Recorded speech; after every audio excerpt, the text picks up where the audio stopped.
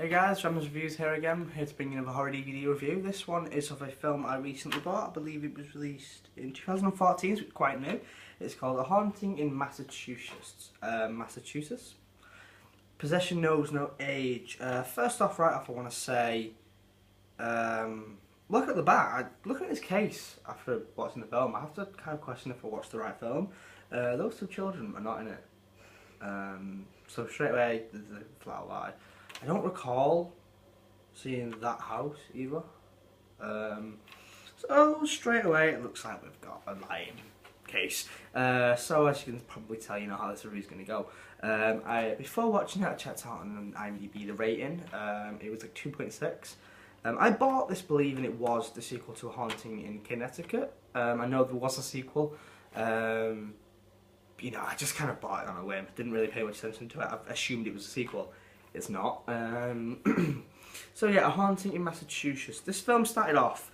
I was expecting a bit of a decent budget film. I was expecting a sequel to Haunting in Connecticut. This was quickly shattered.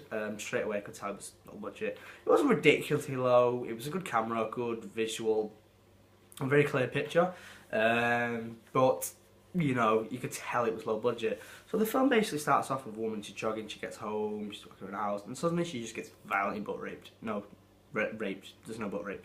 And then basically her husband and son, yes, he looks like a girl though, decide to move away to this like cabin, I suppose. I'm not sure if it's permanently or on vacation. I don't think that was really ever specified. You know, so she can really escape it because she's dealing with this trauma and everything. And her dad's there, and basically to get there, they realise her dad kind of practices what we could kind of class as witchcraft, I guess. Now, with this film, I was expecting ghosts, jumpy ghosts, etc. You know, creepy stuff. It wasn't what we found what I come to find. Basically, there's kind of a mythos there, like a backstory of some Viking who killed some witch and didn't get a proper burial or something along the lines of that. And basically this woman starts showing up all around the place and claims to know her, the main woman's deceased mother, etc. And she wants to teach her these, like, I'm going to call it witchcraft. She wants to teach her witchcraft, how to read this ancient book. And basically things start to go a bit downhill for the family from there on out. Overall, the film itself, I really was disappointed. Me and the camera lady here, we had a bottle of Jaeger. We thought we would try and make a drinking game of it. So we had, before watching the film, I put a couple of rules, like every time you scare, every time this, that. And in the end, I got bored of holding my drink, waiting to be scared, or waiting for all these little rules to kick in, so I stopped playing that after about 40 minutes. There was a couple of jump scares, but anything can make my girlfriend jump. Literally, I think a branch fell and she was like, ooh. So yeah, but that was fun watching her next to Jaeger for that. But overall, you know, the film itself was so disappointing. I wasn't expecting much. As I said, I did check out IMDb. The rating was about 2.6, which is poor. Which was my first indication that this probably wasn't the film I was expecting it to be, which is a sequel to Haunted in Connecticut. So I guess kudos to the fake cover for tricking me there. There was like a really weird lesbian storyline as well. Like the main woman, she suddenly like has like lesbian sex with this, what I believe was a ghost, and then that ghost also has sex with her husband, and then the husband, I'm not going to go into it too much, but there was lots of like randomly out of nowhere all this nudity appeared, which at first it's making quite a timid film, but then that happened. And the ending for me was really disappointed. I won't go and spoil it if you do want to watch it, but basically the ending was really disappointing. I didn't like the whole Viking witch backstory either. And as I said, you know, I was expecting ghosts in this film, and there didn't appear to be too many.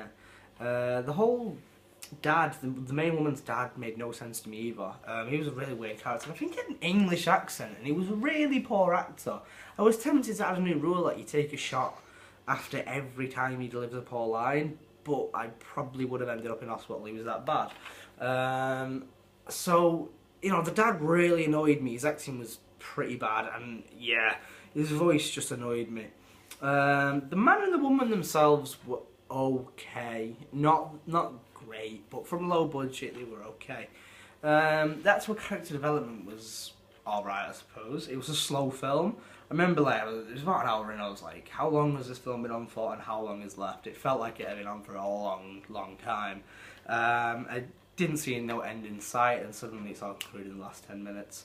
None of the characters are likable either. The woman is just weird. The man turns super weird, and you know he's having an affair as it is anyway. But when he's in the office delivering some speech, and he's about to get on with his mission when he gets a call to tell him his wife's been raped.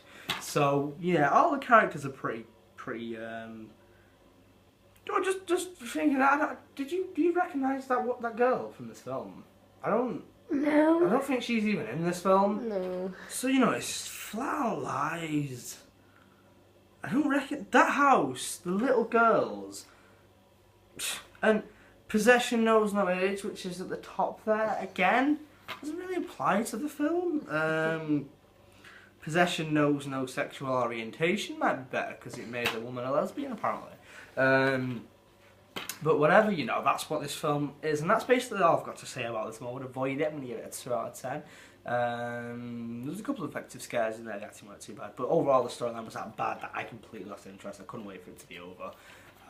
So, this isn't a sequel to Haunted in Connecticut, just make sure you know that.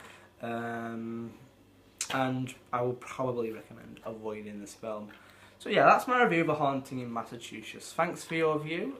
Please check out my other videos, and please feel free to subscribe, and I'll keep pumping those videos out for you. Thank you.